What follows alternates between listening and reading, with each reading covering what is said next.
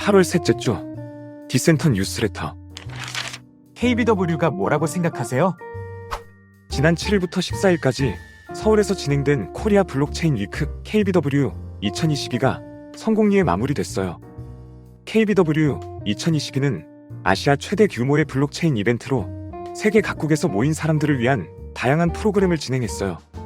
특히 지난 8일에서 9일 서울 상성동 그랜드 인터컨티넨탈 호텔에서 진행된 메인 컨퍼런스 KBW 2022 임팩트에는 주최 측 추산 8,700명이 참석했고, 비탈릭 부테린 이더리움 창시자, 창펑자오 바이낸스 CEO 등 130명이 넘는 블록체인 업계 글로벌 리더들이 블록체인, 암호화폐, 디파이, NFT, 메타버스, 웹 3.0에 대한 다양한 이야기를 들려주기 위해 연사로 참여했답니다. 이렇게 블록체인 업계 핵인싸들이 모이는 자리에 디센터도 참여했답니다. 암호화폐 이은 실생활에서 사용될게. 지난 8일 KBW 2022 임팩트에서 가장 큰 관심을 받은 연사는 단연 비탈릭 부테린 이더리움 창시자였어요. 그는 이날 역대 최대 규모의 이더리움 업그레이드인 머지가 임박했음을 알리며 더 안전하고 저렴한 블록체인이 개발되면 암호화폐 결제가 활발해질 겁니다라고 말했어요.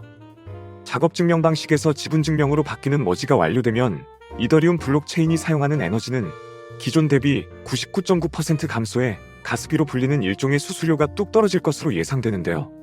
이에 부테린은 비트코인이 백서를 통해 개인 간 전자화폐를 표방했지만 높은 수수료 때문에 실제 결제 수단이 되지 못했다며 향후 이더리움 수수료가 5센트에서 0.002달러까지도 줄어들면 암호화폐 결제가 실생활에서 이뤄질 것이라고 내다봤어요.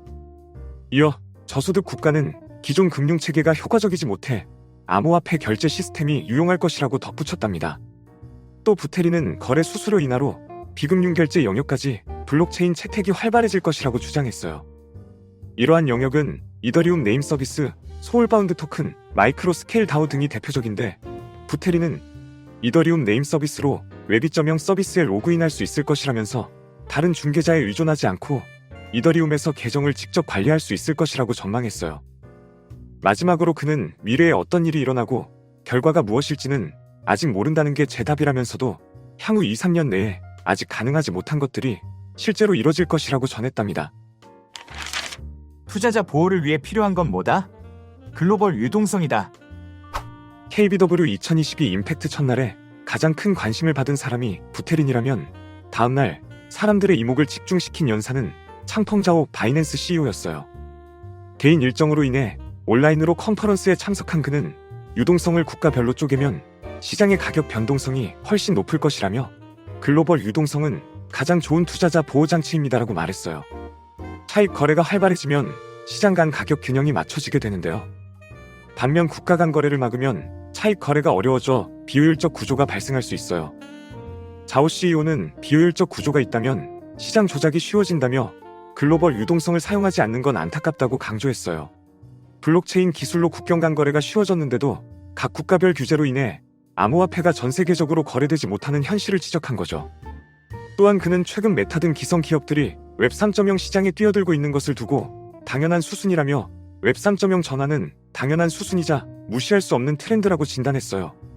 다만 자오 CEO는 기업에서 웹 3.0에 진입할 때 암호화폐를 자금 모집 수단으로 여겨 섣불리 발행하는 건 지양해야 한다며 웹 3.0과 암호화폐 간의 선을 그었어요.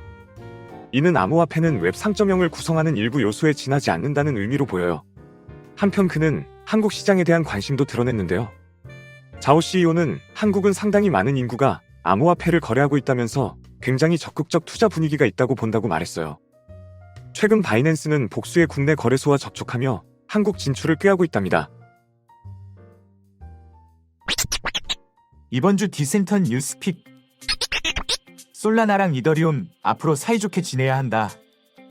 매트소그 솔라나 재단 프로덕트 및 파트너 개발 총괄은 KBW 2022에서 진행된 디센터와의 인터뷰에서 이더리움과 더불어 활용 가능성을 높이고 특히 NFT 분야 협력의 장을 만들어 플랫폼의 가치를 높이겠다며 이더리움과 좋은 관계를 유지하는 게 우리의 장기적인 로드맵 중 하나라고 밝혔어요. 솔라나는 NFT 시장에서 입지를 넓혀가며 이더리움의 강력한 경쟁자로 등장했는데요. 솔라나에게 이더리움은 극복 대상일 수도 있지만 소그 총괄은 동반자로서 블록체인 산업의 덩치를 키우고 NFT 저변을 넓히면 다 함께 성장할 수 있다는 강한 믿음을 드러냈어요. 엑시 인피니티가 넷플릭스 구독권이라고? 제프리 저린 스카이마비스 공동 설립자가 KBW 2022에서 진행된 디센터와의 인터뷰에서 엑시 인피니티가 다음 단계로 성장하기 위해선 NFT 기반 지식재산권 생태계를 구축하는 것이 중요하다며 엑시는 현재 개발 중인 12개 게임을 하기 위한 구독권 역할을 할 것입니다. 마치 넷플릭스 구독권 같은 것이죠라고 말했어요. 현재 스카이마비스는 엑시 캐릭터 IP를 활용한 신규 게임 12종을 개발하고 있는데 이 게임들을 하려면 구독권 같은 엑시가 필요하다는 설명이에요. 또 그는 웹 3.0 시대에도 카카오톡처럼 메신저에서 다른 서비스로 생태계를 확대한 슈퍼 앱스가 나올 것으로 전망하며 엑시 인피니티도 게임으로 시작해 다른 서비스 분야로 확장하며 생태계를 구축할 것이라고 말했답니다. 5대 거래소 공동 가이드라인 만들다. 근데 이준행 고팍스 대표가 디지털 자산거래소 공동협의체 DAXA 대표로 참석한 국회 간담회에서 상장과 관련된 가이드라인 설정, 프로젝트의 정보 접근성 개선을 위해 평가 기준이 되는 가이드라인을 작성했다며 이를 조만간 시범 운영할 예정이라고 밝혔어요. DAXA는 업비트, 빗썸, 코빗, 코임원, 고팍스 등 국내 5대 원화 거래소가 지난 6월 발족한 협의체로 거래 지원, 시장 감시, 준법 감시, 교육, 거버넌스 등 5개 분과를 운영하며 자율 규제를 위한 주요 과제를 추진하고 있어요. 이 대표는 지금까지는 명확한 공통룰이 없다 보니 상장 폐지나 거래 이후의 종목 지정을 할 때 잘 안 됐던 감이 있는데 조만간 상세한 내용을 만들어 발표할 계획을 가지고 있다고도 말했답니다.